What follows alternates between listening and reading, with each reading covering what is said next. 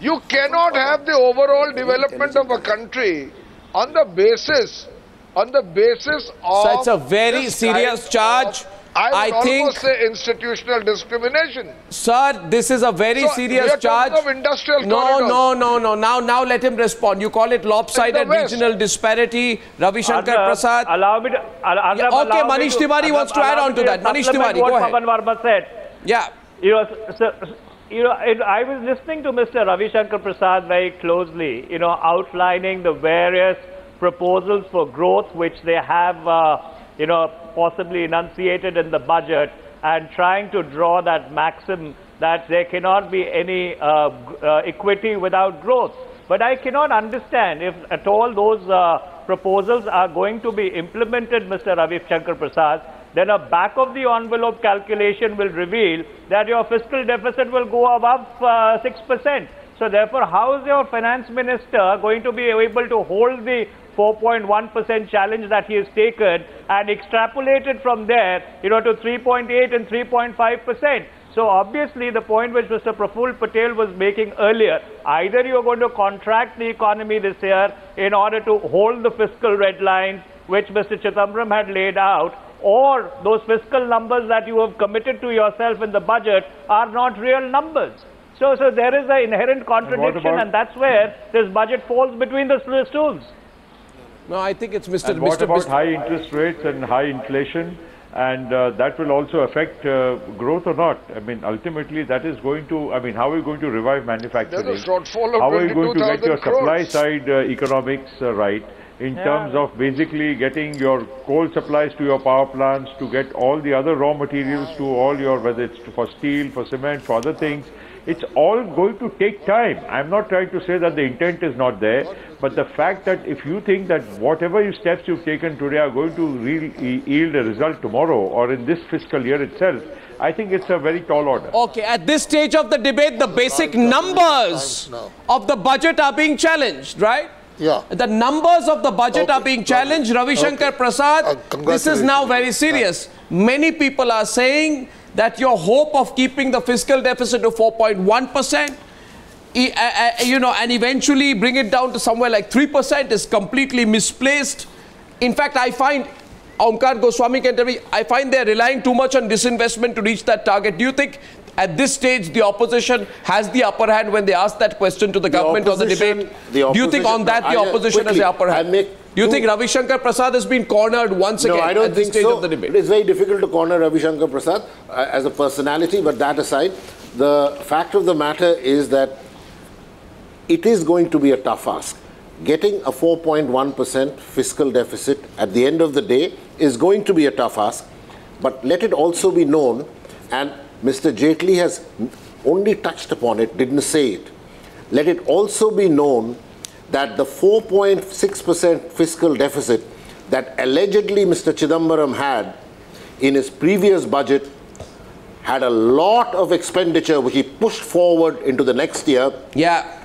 And this government, irrespective of whichever government came into power, is having to harvest the whirlwind that has been sown by the previous finance minister. Having been unable to go into specifics of what really they feel are the fraudulent schemes of the government in part A of the debate, the opposition hits back at the government in part B of the debate and says their numbers are very optimistic, they're all going to fail. Do you believe on this one? No, at least Ravi Shankar Prasad's on back? No, one second. Are you batting for Ravi Shankar Prasad? No, yes, I am. Why are you batting I will tell you why. One second. Let him bat the only person, fine, the only person who's making sense, I come back, is Praful Patel. What you have to understand is that when you have nothing to criticize in a budget, one second. When you do not have anything to criticize in a budget, let us criticize the implementation. No. Come on, give yourself a break. The intent is clear. We'll criticize the implementation at the end of the year. At the end of the year. Meghnath Desai and Sanjeev, then the government will have full term to respond. No, the union minister will have a full opportunity to respond. Meghnath Desai. Can I say, I would say to Omkar that given that stock market is buoyant, and then we can expect a lot of investments, divestment of good public sector assets. I think 63,000 he has to achievable. He has to divest at the rate of roughly 9,000 crores every month, and as I said, anything is possible. No, this one is a tough ask. Okay, fine. Let the one sec. To that I add. May I come in for a moment? So won't you let the government respond? May I come in for a moment? Well, Mr. Ravi Shankar Prasad can respond in entirety. You know, your panelists talked about disinvestment. Is there even a whisper of a disinvestment map in the budget? No, there's no mention of it. You don't know where it is. Of course it is there. No, so what is miscellaneous? What are miscellaneous non-tax receipts? Have you read this document? Just put the camera there. It's called receipts. No. Shall I tell you? No, hang on. In the finance minister's budget speech, which is a statement of intent. You know, is there even a whisper of Take a look at the numbers, yaar. Mr. Manish Tiwari, everything doesn't have to be in the budget speech. For political reasons, he's kept it in the receipts budget. Regrettably, for a lawyer, you don't read your documents. If 200 crores, that's serious. If 200 crores for a statue can be in a budget, you know, if security of women can be... You're a lawyer. You're not a Congress spokesperson. You're a lawyer by profession and you don't read your documents. Isn't that the prerogative of the finance minister on what he wants to read and what he wants to keep in the detail for you to read? No, one second. One second. I think we must... Therefore, I think the government... The short point I'm trying to make to you is that... No, 1 second, Manish. Manish, you made your point. Now I let Ravi Shankar Prasad come in. Two very serious charges coming your way. It should have been in the main budget itself. Come on. Okay, one sec. Two very serious charges coming. One is that you're putting certain numbers in the dark. Right? Secondly, that your numbers are going to be all wrong. And when you add them up, they don't add up. Well, your receipts seem optimistic. You're looking at very optimistic expectations on where you're going to come from. This is all window dressing, the opposition says, for the moment, so that you end up looking good. But 8 months from now, Ravi Shankar Prasad, 8 months from now, the opposition says your house is going to come crumbling down. It's your turn to respond. Before Ravi Shankar Prasad, I just want to tell Manish. Let him finish your quarrel. Finish your quarrel. 20 receipts budget. Please look at the numbers. Finish your clearly put. Disinvestment of public sector. I know how to read budget documents. I don't need a lesson from you on how to read budget documents. I was talking about I think you don't fight now. Speech of the finance minister. You certainly do, because you haven't read the priorities of the government. No, don't fight, gentlemen. Therefore, don't lecture me about what to read and what not to read. Once and don't fight, gentlemen. Ravi Shankar Prasad, respond. To the substantive points. Yeah, I can hear you. Can I come or no now? Yeah, please go ahead. Or no, the first thing which is required to be recognized, Mr. Chidambaram's era is over. Mr. Manmohan Singh's era is over. And being too judgmental on our government in 45 days, Congress may consider and introspect how they got reduced to 44. Somewhere, the people of India didn't like the way they governed India, including the way in which Mr. Chidambaram managed or mismanaged Indian economy.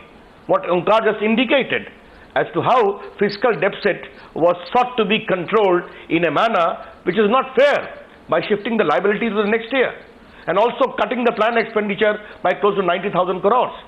Do you see anything like that here? Now coming to Pawan Verma's point first, you rightly pointed out, tell him to read as many as 15 paragraphs from paragraph 75 to paragraph 92, or 17 paragraphs, all of which are dedicated to agriculture, including the marketing, opening up, infrastructure, 8 lakh crore for farmer loans. Therefore, point I am asking is, I always respect criticism, and Times Now Forum is for that. We have been suffering each other for the last so many years. But at least while making a point on the new government in the very first budget, after 45 days, they must do their homework. That's the first thing I would like to say. The second point, as far as the fiscal deficit part is concerned, let me tell you what Mr. Jaitley has stated. Is it wrong for a finance minister of India to become ambitious? if he is trusting the innate entrepreneurship of India, if he is giving a roadmap for growth in the sector, manufacturing sector, in the infrastructure sector, in the financial sector, by improving a lot of things, by giving a variety of tax incentives which have been given, he is trusting that those who invest, who are not investing in India, even Indians who are not investing in India, will invest in India, and ultimately the rollover of economy would ultimately give a lot of space, both in terms of revenue buoyancy, in terms of tax results, and the overall economic growth, that he can control that. What's wrong in that? And you are right. You will have a call on us after a year. We are going to stay in power. We are a stable government for 5 years. We may go even beyond. But to being too judgmental, or after 45 days, are they being fair to us? Don't be judgmental. Just after 45 days? No, and one thing more. Whether we will be able to implement, come on, let me tell the nation on your channel, Narendra Modi government will be a better implementer. Then the mess was created, and Mr. Jaitley needs to be patted that within the constraints of the mess of economy which he inherited, he has gone for such bold initiative, reform and development agenda. That's a matter to be credited. All right, it's a heated debate. First 33 minutes of the debate. Sitaram Yechury, welcome to the debate. Okay, Manish Tiwari has to go, but he's smiling. He's smiling now. Ravi Shankar Prasad, you've actually made Manish Tiwari smile. Let me respond to Ravi Shankar Prasad. Let me respond to Mr. Ravi Shankar Prasad before I go. You know, may I, before I leave, just make one point. Mr. Ravi Shankar Prasad is absolutely correct that 45 days is not enough to judge the performance of a government. But where Mr. Ravi Shankar Prasad is wrong is that when you formulate a budget, you do it on the basis of certain legitimate predictions. And when you read the budget speech and then compare it with Part B, where the numbers are there, the budget falls between two stools because those statements of intent are not backed up by the numbers. But then the jury is out on it. We will meet again after 1 year when the next budget is presented and evaluate the performance of this government. But I will wait for you, Mr. Ravi Shankar Prasad. Unfortunately, as we speak today, Mr. Ravi Shankar Prasad, your math does not add up, unfortunately. All right, Manish Tiwari, thanks for joining us. Rahul Bajaj, who do you think has the edge on tonight's debate? Who's convincing you more so far? You see, the same thing can be looked at. Yeah, Arnab, same thing can be looked at from two sides, and this is what we learn at the Harvard Business School's case method discussion. One fellow says, I'll buy the company, and the other fellow, equally bright, says, I'll sell the company. And this is what is happening partly for partisan reasons. I'm not describing motives, but clearly you see two people speaking, belonging to a certain party, taking a particular point of view, and of course my friend Ravi Shankar Prasad justifying it for various reasons. I think in totality, I'm not saying 100%, totality, the government stand and Ravi Shankar Prasad stand, I would support that more. I would support what Manish Tiwari said. Yes, let's wait till February 28, 2015. It's less than 8 months away, and maybe at the most till 31st March, and we'll find out which of these figures are right and which of these figures are wrong. This investment, 60,000 crores or more or less, is an important point. Now, whether you can do 9 or 10,000 crores a month, as my friend Umkar mentioned, is a difficult task. But there are many other things also. Why get stuck only on this? No, let's not pricing. No, we're going to part 2 of the debate. Before that, Sanjeev. Yes. Sanjeev Sanyal. My question is to Sanjeev Sanyal. My question to Sanjeev Sanyal is, Sanjeev, do you believe... Can I come in for a moment? No, I'm coming to you, sir. Just 1 minute. I want to ask one of my panelists whether he believes... Just half a second, or just half a second. Yes. My good friend Rahul Bajaj is there. I respect him a lot. It is important for me to convey that below the poverty line base has also been taken care in this budget. He understands what I am saying. Thank you, Ravi Shankar. Thank you, Ravi Shankar. So can I come in now? No, once I'm coming to you. Sanjeev, Jyotiraditya Scindia, welcome to the debate. Sitaram Yechury, welcome to the debate. Sanjeev, at this stage it appears, this morning one of the Congress spokespersons came on our panel and he said the BJP is a bunch of free market fundamentalists. Do you believe they got their assessment of what the government would do? Do you believe they got their pre-budget expectations completely wrong, that they did not anticipate that Arun Jaitley would really try to do the kind of major balancing act that he ended up doing? I think right at that point, all of us in the panel had agreed that this idea of free market fundamentalist is a straw man that is brought up in any case. Nobody was really, including the BJP or anybody on this panel, was arguing for a laissez-faire economy anyway. And I think on the whole, given that he had a lot of constraints in terms of the fiscal deficit, constraints in terms of an economy that's slowing, drought and so on, and the fact that he had very little time to really prepare this, I think he did a reasonable job. I think, in fact, as I keep reiterating, there are many very good things which are almost hidden in this budget, which he didn't, the finance minister didn't emphasize, but when you read it, they come up. Part two. So I think he did a very good job. Okay, part two of the debate. I now hand over to Jyotiraditya Scindia and Sitaram Yechuri, who can take on the government more. Jyotiraditya Scindia, are you carping? Are you scrounging for arguments?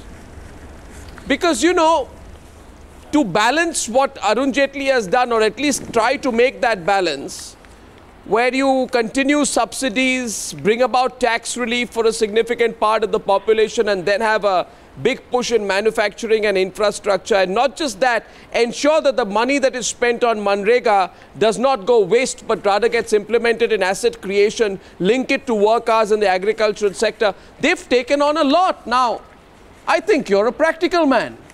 You're also a politician.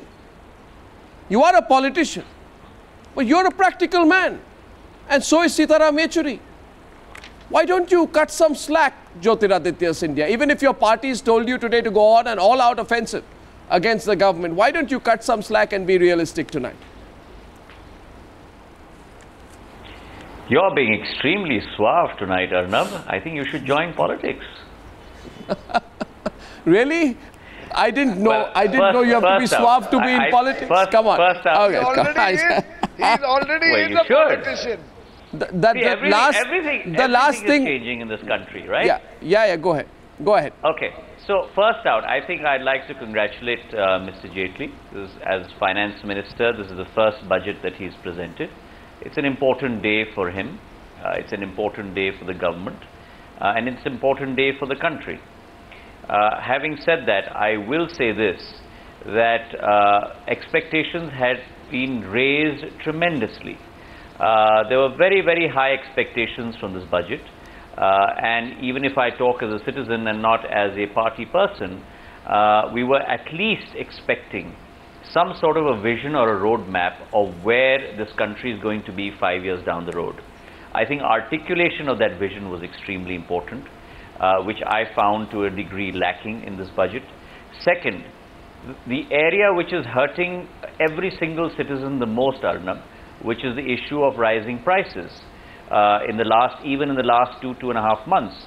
I agree with you that 45 days is not a very long time. But please do remember this, that this NDA government and this BJP has been working on an economic plank for this country for the last 365 days. It's not something that they have to come up with in 45 days alone. There are many members of this government that have had long histories as ministers in this country. So it's not something new for them. And certainly on the issue of inflation, on the issue of increasing the tax to GDP ratio, in buoyancy of tax revenues, one was expecting a lot to be done. The third thing that disappointed me to a certain extent was the issue of marking where economic growth rate in a steady state should be, which was roughly about 7 to 8%. In the 10 years that we were in government, and I don't want to go back and forth, but this country has the potential, whether it's Congress government or BJP government, of achieving 9.5% GDP growth rate, if not more. And I think to benchmark yourself at 7 to 8% in many ways is shortchanging the potential of this country on a steady state point of view. I'm not saying tomorrow or day after. Obviously, he can't achieve it in 8 months, and every single person understands that. Finally, I think the social sector is an area which requires an important amount of attention. which I certainly found lacking in this budget. All areas of the social sector were either cut down or were at the same level as in the interim budget. I'll come to that.